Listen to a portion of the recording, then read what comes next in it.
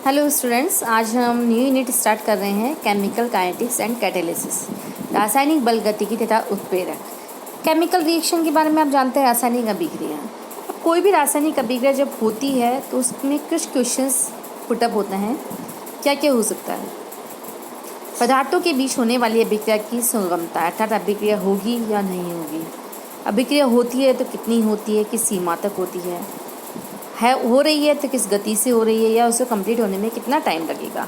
तो इन सब क्वेश्चंस के जवाब जिस ब्रांच में मिलते हैं हमें केमिस्ट्री की, उसे हम बोलते हैं केमिकल काइनेटिक्स। अर्थात केमिकल काइनेटिक्स केमिस्ट्री की वह ब्रांच है जिसमें किसी भी अभिक्रिया से संबंधित जो भी इंफॉर्मेशन होती है वो आपको मिल सकती है। रासायनिक अभिक्रिया अलग अलग वेगों से होती है। कुछ अभिक्रियाएँ तो ताक्षणिक होती हैं, जैसे विस्फोटक का विस्फोटित होना, आयनिक अभिक्रिया, उदासीनीकरण अभिक्रिया। लेकिन कुछ अभिक्रिया ऐसी भी होती हैं जो बहुत ही मंद गति से होती हैं, अर्थात महीनों या वर्षों बाद भी साधारण ताप पर उनकी सांद्रता में परिवर्तन बताना कठिन होता है, अर्थात क्रियाफल की प्रति नगण्य होती है। जैसे H2 व O2 उत्प्रेरक की उपस्थिति में संयोग कर पानी का बनना या लोहे पर जंग लगना। इन दोनों पराकाष्ठाओं के मध्य बहुत सी कार्बनिक और अकार्बनिक अभिक्रियाएँ ऐसी भी हैं जिनका वेग सावधान कमरे के ताप पर ज्ञात किया जा सकता है। आयनिक, ऑक्सीकरण, अपचयन अभिक्रियाओं में इलेक्ट्रॉन परमाणु या परमाणु समूह का वास्तव में स्थानांतरण होता है। ये साधारणतः मंद होती हैं, जैसे KMnO4 की ऑक्जेलिक अम्ल या H2O2 से अभिक्रिया, SnCl2 विलयन की Hg2Cl2 से अभिक्रिया।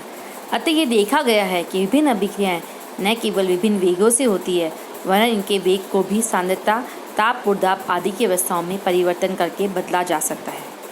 उत्प्रेरक की अनुपस्थिति से भी अभिक्रिया के वेग को घटाया या बढ़ाया जा सकता है, जैसे कि पोटेशियम क्लोरेट से ऑक्सीजन का प्राप्त होना एक बहुत धीमी अभिक्रिया है, लेकिन यदि इसमें हम एमिनो ग्रुप डाल देते हैं तो उत्प्रेरित होता है। अतः रासायनिक गतिकी या रासायनिक बल गतिकी वह शाखा है जिससे विभिन्न अभिक्रियाओं के वेग, क्रियाविधि अथवा वेग को प्रभावित करने वाले सभी कारकों का अध्ययन किया जाता है। रासायनिक अभिक्रिया में गति या वेग का अर्थ इकाई समय में हुए परिवर्तन से लिया जाता है। उदाहरणतः इकाई समय में किसी अभिक्रिया के अभिकारकों अथवा उत्पादों की सांद्रता में जो परिवर्तन होता है वह अभिक्रिया की गति या अभिक्रिया का वेग कहलाता है। द्रव्य अनुपाती क्रिया के अनुसार रासायनिक अभिक्रिया की गति अभिकारक की सांद्रता पर निर्भर करती है। जैसा कि अब ग्राफ से दिखाया गया है कि जैसे जैसे टाइम बढ़ेगा रिएक्टेंट की कंसंट्रेशन कम होगी और प्रोडक्ट की कंसंट्रेशन बढ़ती चली जाएगी।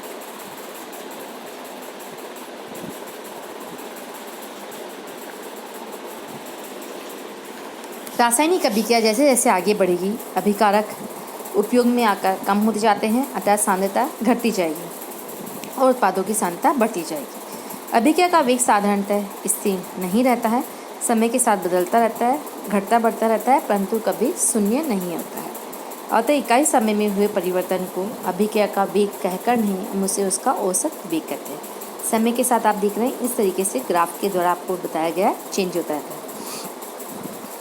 यदि किसी अभिकारक तथा उत्पाद की सांद्रता में अल्प समय डेल्टा टी में होने वाला परिवर्तन डेल्टा सी हो तो उस समय अंतराल में अभिक्रिया का औसत वेग plus minus delta C upon delta T होगा। अभिकारकों की सांद्रता में परिवर्तन के लिए ऋणात्मक तथा उत्पादों की सांद्रता में परिवर्तन के लिए धनात्मक चिन्ह लेते हैं।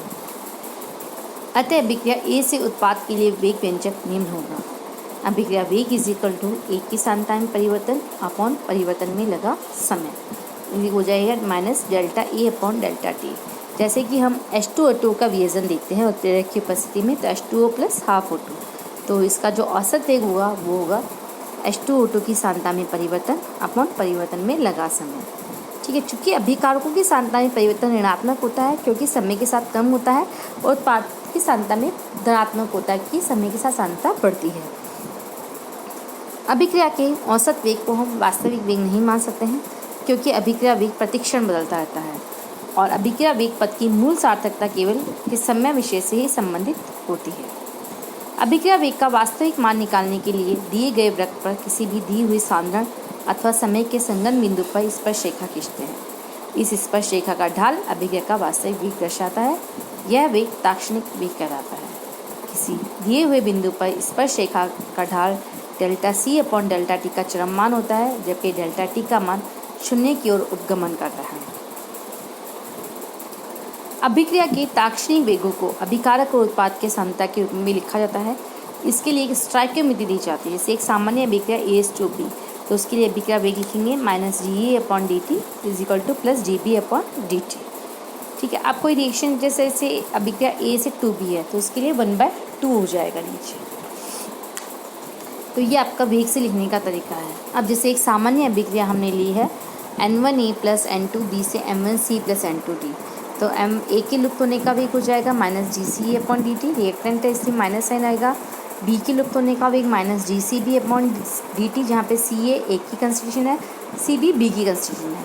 C के बनने का वेग होगा 1/m1 dCA/dt और 1/m2 dCD/dt। तो अभिक्रिया वेग इस तरीके से आप लिख सकते हैं। जैसे नाइट्रोजन और हाइड्रोजन अभिक्रिया द्वारा अमोनिया बनाते हैं N2 + 3H2 = 2 N तो आपको N2H2 के लुप्त होने का वेग, तो आप लिखेंगे dCN2/dt, लुप्त होने का वेग H2 के लुप्त होने का वेग dCB/dt 1/3 और NH3 के बनने का वेग 1/2 प्लस dCNH3/dt। तो इस तरीके से आप किसी भी उसका लुप्त होने का वेग या बनाने का वेग आप लिख सकते हैं। ये कुछ न्यूमेरिकल्स हैं जो आप देखिए, प्रैक्टिस आप कर लीजिएगा इनकी। अब है हमारा नेक्स्ट टॉपिक है अभिक्रिया वेग को प्रभावित करने वाला कारक। कौन कौन से अभिक्रिया के वेग को प्रभावित करने वाले कारक हैं? परीक्षणों से ज्ञात हुआ कि रासायनिक अभिक्रिया का वेग बहुत सारे कारकों पर निर्भर करता है, जैसे अभिकारक की प्रकृति, सांद्रता, ताप, उत्प्रेरक, माध्यम की pH, विलायक की प्रकृति, विकिरण प्रभाव, अभिक्रिया का दाब, क्रियाकारक की सतह के क्षेत्रफल। ये सारे फैक्टर्स ऐसे हैं जिन पर अभिक्रिया का वेग निर्भर करता है। सबसे पहले हम पढ़ेंगे अभिकारकों की प्रकृति, नेचर ऑफ रिएक्टेंट पे किस तरीके से निर्भर कर रहा है। रासायनिक अभिक्रिया में कुछ बंध टूटते हैं, कुछ नए बंध बनते हैं, इसलिए अभिक्रिया का वेग उसमें उपस्थित बंध विशेष पर अर्थात अभिकारकों की प्रकृति पर निर्भर करता है। यदि अभिकारक आयनिक अथवा मुक्त मूलक प्रकृति के हैं तो अभिक्रिया तेजी से होगी, जैसे Ag + Cl- आयन है तो तेजी से होगी। लेकिन यदि आणविक अभिक्रिया है तो मंद होगी।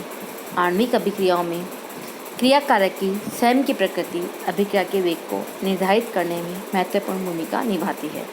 जैसे अम्लीय KMnO4 का गुलाबी विलयन फेरस सल्फेट द्वारा शीघ्र रंगहीन हो जाता है, जबकि ऑक्जेलिक अम्ल द्वारा धीरे धीरे होता है, विलयन को गर्म करना पड़ता है। तो जो हमारी रिएक्शंस है वो ऐसे हैं, जैसे 5Fe+2 + MnO4- + 8H+N, तो ये रिएक्शन बनेगी। इस ऑक्सीकरण अपचयन अभिक्रिया आयनिक अभिक्रियाओं की तुलना में मंद गति से होती है। इस प्रकार ये देखा गया है कि कार्बनिक यौगिकों की अभिक्रियाएं धीमी होती हैं, जबकि अकार्बनिक यौगिक की अभिक्रियाएं अधिक वेग वाली होती हैं। नेक्स्ट, सांद्रता अभिकारकों की। अणुगति सिद्धांत के अनुसार रासायनिक अभिक्रिया का वेग अभिकारी अणु में प्रति सेकंड होने वाले संघट या टक्करों की संख्या पर निर्धारित करता है। जैसे अभिक्रिया H2 + I2 से 2HI के लिए यदि हाइड्रोजन या आयोडीन के अणुओं की संख्या दुगनी कर दी जाए तो हाइड्रोजन आयोडीन संघटकों की संख्या भी दुगनी हो जाएगी और अभिक्रिया का वेग बढ़ जाएगा। तो अर्थात सांद्रता बदलने पर अभिक्रिया का वेग बदल रहा है। द्रव्यानुपाती क्रिया जो नियम होता है उसके अनुसार अभिक्रिया का वेग क्रियाकारक की सांद्रता के समानुपाती होता है।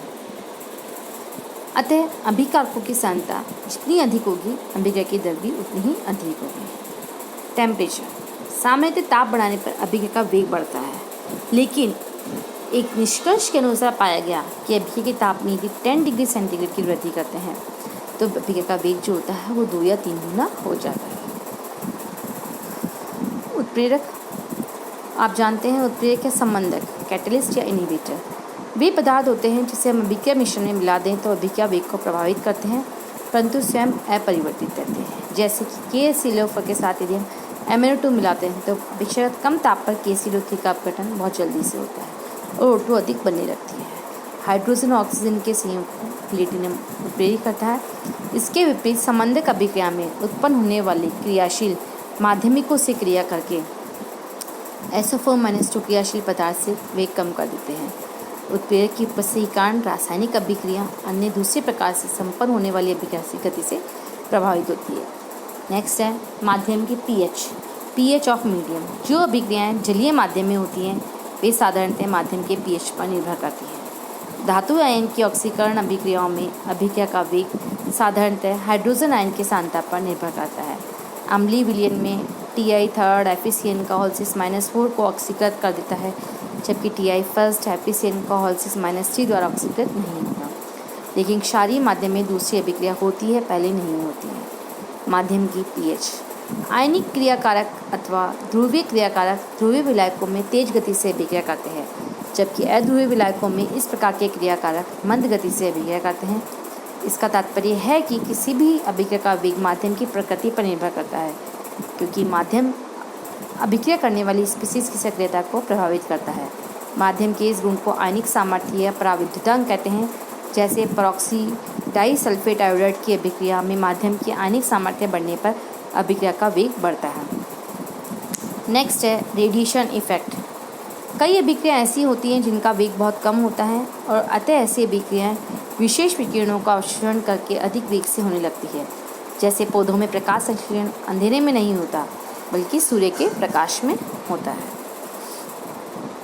जैसे CO2 + H2O + H2 तो CH2O + O2 बना। इस प्रकार सूर्य के प्रकाश में H2 व Cl2 के मध्य अभिक्रिया से HCl का बनना, H2 + Cl2 H से HCl बना। अभिक्रिया का दाब। वे अभिक्रियाएं जिनमें उत्पादों की संख्या का आयतन अभिकारकों की संख्या के आयतन से कम होता है। अभिकारकों का वेग दाब बढ़ाने से बढ़ जाता है, तथा यदि उत्पादों का आयतन अभिकारकों के आयतन से अधिक होता है तब अभिक्रियाओं का वेग दाब बढ़ाने से कम होता है। जैसे N2 + CH2 से 2NH3 बन रहा है तो दाब बढ़ाने पर कम होगा।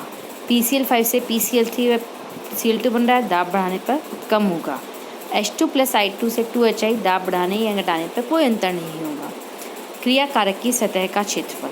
कुछ विषमांग अभिक्रियाओं में अभिक्रियाओं की गति क्रियाकारक की सतह के संपर्क में आने पर निर्भर करती है। ऐसे में अभिक्रिया की गति सतह के क्षेत्रफल के समानुपाती होती है। अतः अभिकारक के कणों का जितना आकार छोटा होगा, सतह का क्षेत्रफल बढ़ेगा और अभिक्रिया की गति बढ़ेगी। आज की क्लास में इतना ही। नेक्स्ट टॉपिक जो होगा वो नेक्स्ट क्लास में कवर करेंगे।